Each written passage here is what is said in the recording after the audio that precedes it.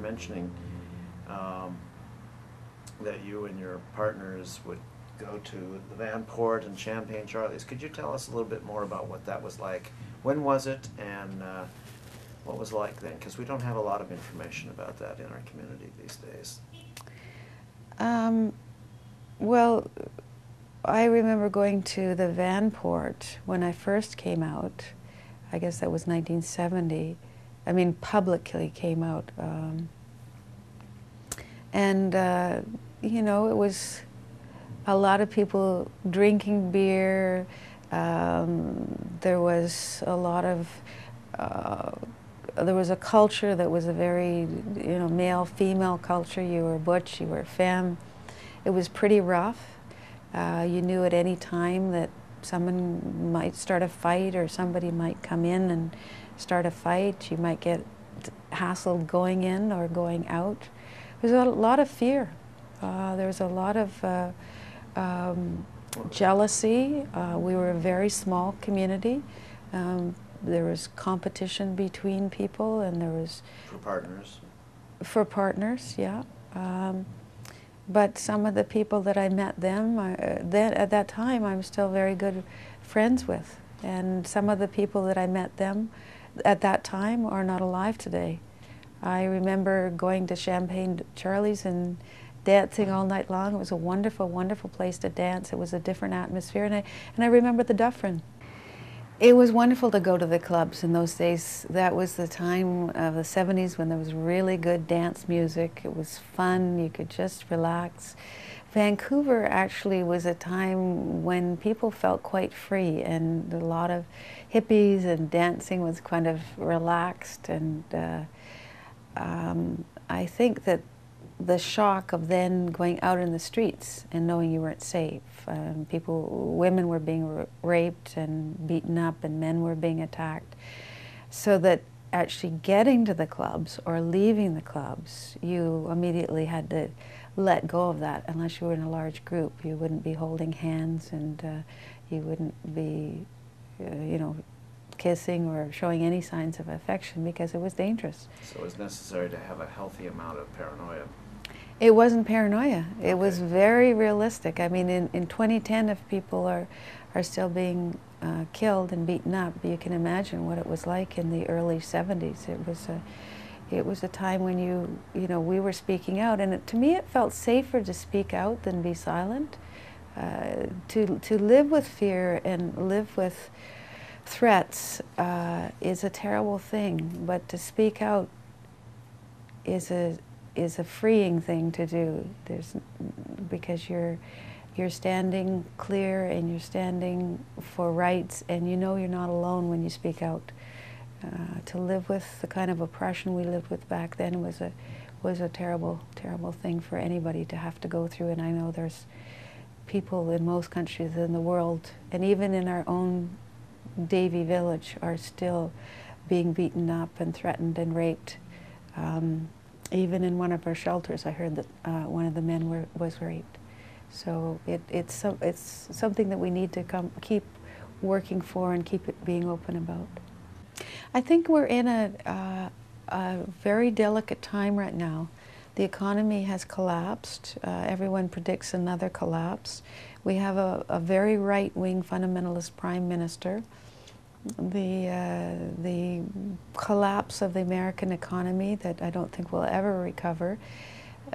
Climate change, massive job losses. 80% of Canada's wealth is controlled by 20% of our population. We're seeing thousands of people homeless on the streets.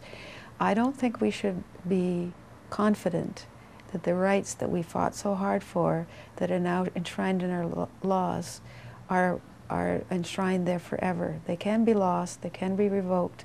We really need to be very aware of history, and we need to really stand firm on the rights of everyone to share in the wealth and human rights. And whether it's this generation's, the transgendered community, or it's the refugees who are desperate to get here from Haiti, we need to understand that the world could go towards a very right-wing agenda, whether it's the right-wing Christian or the right-wing Zionist or the right-wing Muslim religious agenda, or whether it's the right-wing agenda that's concentrating all the wealth in a very small group of hands. This tendency in the world today is extremely dangerous, and it's the kind of tendency that undermines basic human rights.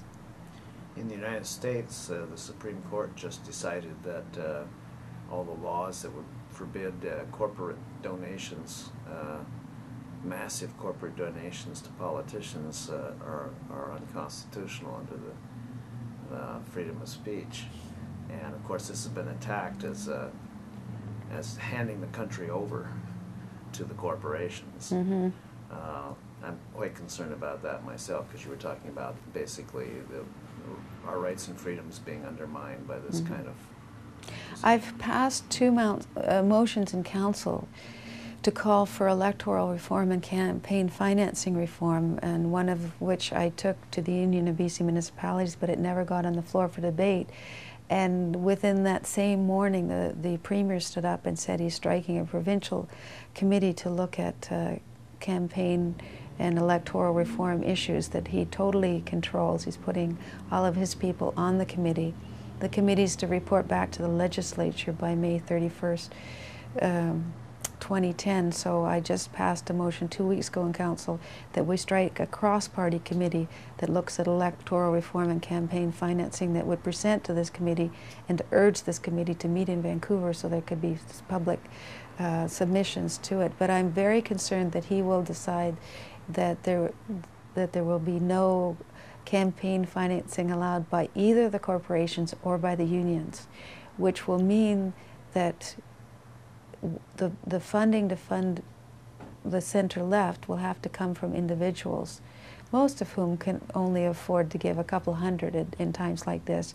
But the campaign financing by wealthy people, they'll be able to give, say, 10, if he sets the campaign financing limits of, say, I don't know, $2,000 a person, the wealthy will be able to still give substantial amounts to candidates that they target, who will do the developers' bidding, and that people who are standing up for low-income housing and for community centers with affordable prices and senior centers and a queer community center will only be able to raise, bits and pieces of money. So it is a concern to me that we make sure that people speak out on campaign reform and electoral funding, and the declaration of who you get your funding for to run your campaign, but also between elections. We never know who, we never heard who funded Sam Sullivan's campaign to defeat the Wards. Right.